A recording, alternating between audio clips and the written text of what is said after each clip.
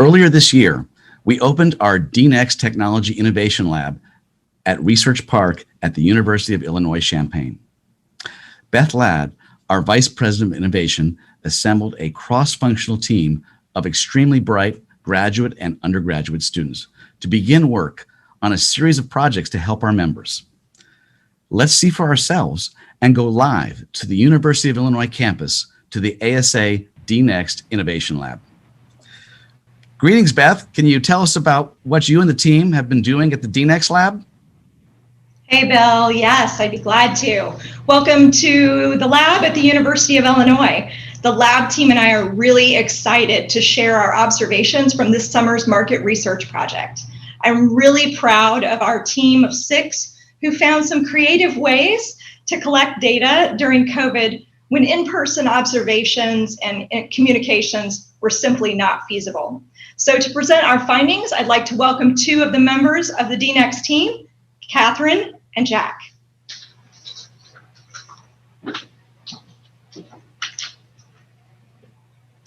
Hello, and thank you for taking time to meet with us today. This presentation covers research that we have conducted over the last few months. We began our research with the goals of determining if there's a mismatch between the expectations of distributors and contractors. The following is an overview of the results, both qualitative and quantitative, from our distributor and contractor interviews, as well as our analysis and comparisons. Today, you will see results in 5 groupings: background information, top services, a ranking question, distributors and contractors' expectations, and their beliefs on the future of the industry. First, we will dive into company and employee backgrounds to establish context for the rest of our results.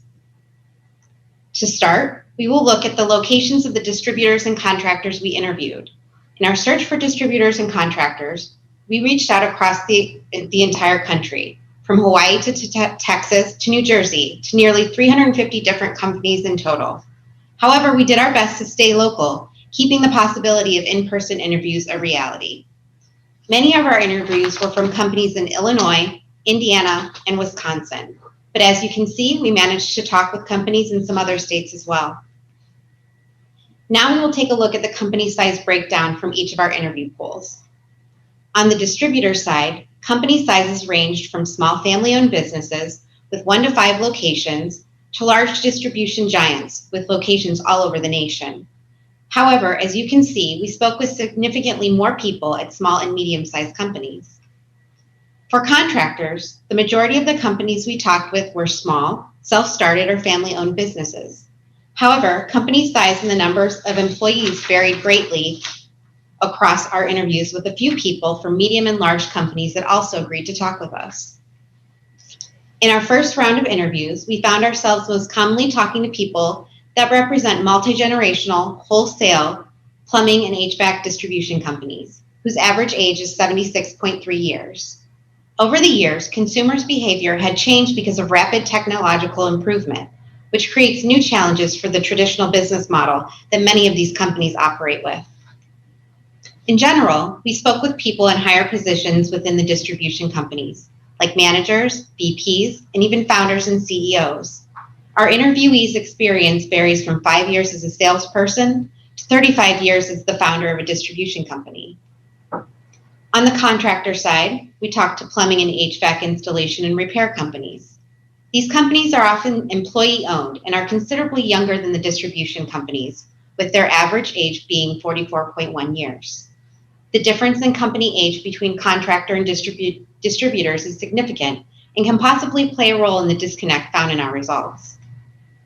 We talked with plumbers, contractors, office managers, founders, and owners of contracting companies, which provided a broad range of perspectives. Next, we will look at our results regarding wholesale plumbing HVAC distributor services, specifically the services that distributors believe are their most valuable in comparison with what service contractors know about and find useful. We found that distributors most commonly believe that they provide a variety of valuable services to contractors, such as good prices, product knowledge, product availability, and many more. However, while all of these services are offered to contractors, when we asked contractors about distributor services, we gathered a much shorter list. We heard that most contractors valued good prices, delivery speed, and order accuracy. This shows a disconnect in the perceived value of the services provided by distributors. In other words, contractors are either not fully aware of or not interested in all of the services available to them. In an effort to come up with more quantitative data, we developed a ranking question that allows us to quantify qualitative answers while remaining conversational in our verbal interviews. Distributors ranked what they thought was most important to their customers, and contractors ranked what was most important to them. This graph shows our results scaled to where the points that are further from the center of the figure were ranked higher by the interviewers. For technical support, we see a drastic difference in how these two sides value its importance. Distributors rank their technical support as the highest, most valuable service provided to their customers.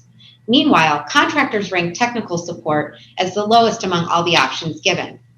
This shows us a significant disconnect between distributors' belief that their technical support is much more essential than it really is. When it comes to price, contractors consistently ranked it as their number one priority. On the distributor side, they also agreed on the importance of price, but it was pushed to the middle of the list when they were asked to compare other options. In a nutshell, distributors think that their support services are vital to their customers, but contractors primarily care about getting their stuff at a reasonable price. Our next category asked both sides about their expectations of each other.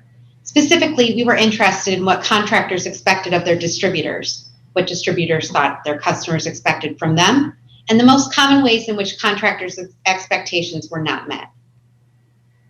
We asked both parties about the most common issues faced by contractors. Once again, contractors said that they frequently have issues getting the right products at the right time for the right price. Thankfully, distributors do agree with contractors on one thing. The most frequent issues their customers have involve getting their products when they need them. Another key takeaway lies in a familiar category, product knowledge. As you can see, a large portion of distributor responses said that their customers frequently had problems where they would need to contact their distributor to help them troubleshoot or answer a question regarding a product. In contrast, not a single contractor mentioned that product knowledge or troubleshooting was a common issue for them. This discrepancy continues to illustrate that distributors appear to place a disproportionate amount of value on product knowledge, which was never mentioned in conversation with their customers. When we asked the contractors about how often their distributors were meeting their expectations, we got a lot of positive responses. This was promising to us because customers were in fact happy with the services they were receiving from distributors. However, after taking another look at our data, we saw that over half of the contractors still take at least part of their business elsewhere. If they are so happy with the services, why would they also be shopping at retail stores or online outlets? That means even though distributors make their customers happy, they are still struggling to compete with the services and prices provided by retail and online stores. Now I will pass the presentation to Jack, who will talk about the remainder of our results. After learning about the current state of the industry, we wanted to take a look at the future outlook for both contractors and distributors. So we asked them what they thought how the industry would change in the next 5 to 10 years. A majority of our responses were about technological improvement that will be happening in the next 5 to 10 years. On the distributor side, we see pretty vague answers about automation, online ordering, less customer interaction. While for the contractor side, we had online ordering was their most common response, but they still did have a few more specific responses like accurate ordering or expanded online presence. And our takeaways from this are that distributors were, when referencing technology, they were worried about their own business, their internal processes, how they're going to handle technology in the near future, while contractors were more worried about streamlining and using technology through their interactions with distributors. Our next grouping is about delivery improvements. Distributors cited that they would hope to have more delivery options in the future, while contractors commonly cited that they just wanted accurate and fast delivery. And we think that this difference exists because distributors may be hitting a limit on how fast they can deliver products to their contractors, to their customers. So they might be looking for different methods that might be more efficient to get the products from them to the contractors. Our next grouping isn't really a grouping at all. It's just sort of answers that didn't really fit anywhere. On the distributor side, we see that manufacturer competition is a concern for them in the future, as well as having enough inventory. I think during our interview phase, a few companies were having issues getting parts in from manufacturers. Thank you to coronavirus for that. Meanwhile, for contractors, a lot of contractors said that nothing would change in the near future, and they also said a few expressed concern for their distributors possibly going out of business in this time frame. And we did notice on the contractor side a discrepancy between the experience level of the contractor that we spoke with and their response. We found that the veterans of the industry commonly cited that no change would happen in the next 5 to 10 years, while newer members kind of took a different approach. And we have a quote here from one of these newer members of the industry. I'm a 30-year-old male, so I don't think this opinion will be shared by others in the industry. Plumbing is a good old boys industry. I'm not fond of this. It's a lot about friendships. Sometimes we make decisions about whom to buy from based on history or the personal friendships that my superiors have with suppliers. There's also a wistfulness about how things used to be and an aversion to change.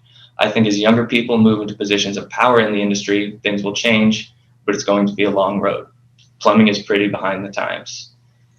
This is a harsh assessment of the industry, but we do feel that it does encapsulate some of the trends that we noticed throughout our research.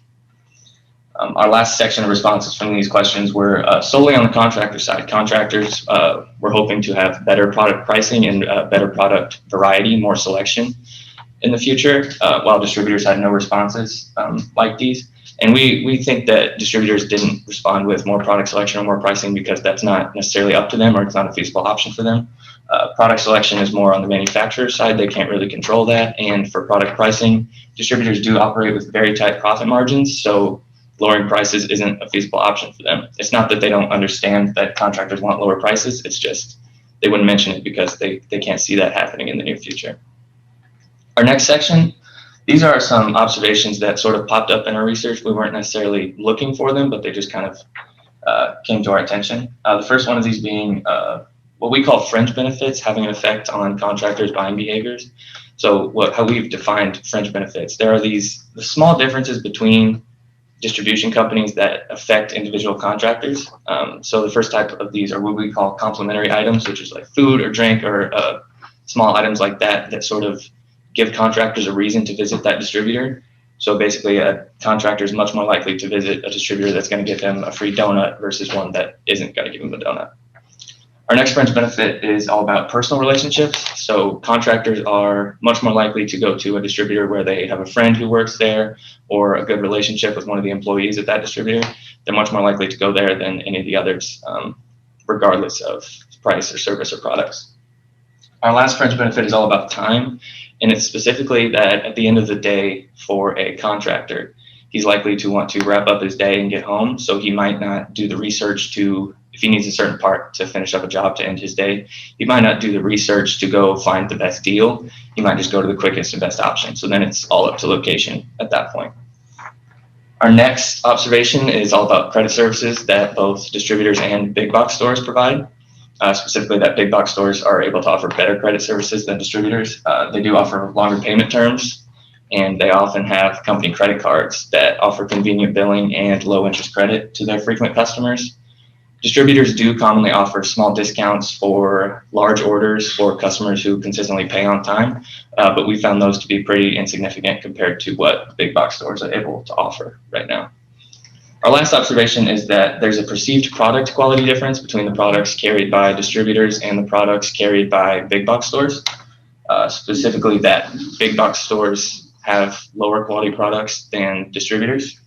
In fact, we heard from 20% of our distributors from our contractors, that this perception exists for them. And we would like to know how many more, because we didn't even ask about this product quality difference, and we heard it from 20%. So we'd like to know more about how many also follow this perception and how much it affects where they choose to buy. We will now wrap up our presentation with the next steps for our team. Our common trend throughout our research was that contractors don't value product knowledge from distributors as a service for them. And we'd like to know why they don't. So we want to know, is it that they expect distributors to provide product knowledge with the products that they're selling? Are they supposed to do it? Or are they maybe taking for granted the knowledge that they are receiving from their distributors, or is it something else? So we're gonna dive into that. And then we also want to identify some differentiating services between big box stores and distributors. So we're going to take a look at credit, billing, product acquisition, service hours, and some other services to find out what makes a contractor go from distributor to big box store or big box store to distributor. As a team, we're going to keep researching these topics and hopefully provide insights and solutions in the near future to all ASA members. Thank you for your time. I will now hand this back to Beth. A big thank you to Kat and Jack and the whole D.Next team for their hard work on this project. For those of you who are watching today, a narrated version of this presentation will be made available on my ASA for those who would like to take a deeper dive into our observations. And additionally, if any member company would like to engage the team in a conversation about some of these data, please reach out to me after network and we would be glad to set up a discussion. Thank you. Wow, Beth, there is a lot going on there. Just want to ask you a few questions for our members. I know we're looking at some different technology projects. Do you have any idea of the first projects that the lab will be focused on? Yes, after we finished our summer project, we moved on to our next project that was related to some of the next steps that we mentioned here. And we're really focused on product acquisition and delivery and some of the technologies that are utilized for that. So that's what the team is working on right now. And how do members get their ideas considered for the lab to work on? Again, I would love it if members reached out to me directly via email. I spent some time when I first began with ASA last fall, reaching out to members and talking to them at that time, but would be glad to talk to any of our members who are interested in the work we're doing more deeply or who have suggestions directly. And members can find your information on asa.net? Absolutely. That's great. Well, thank you, Beth, and the team for that engaging tour. Thank you, Belle.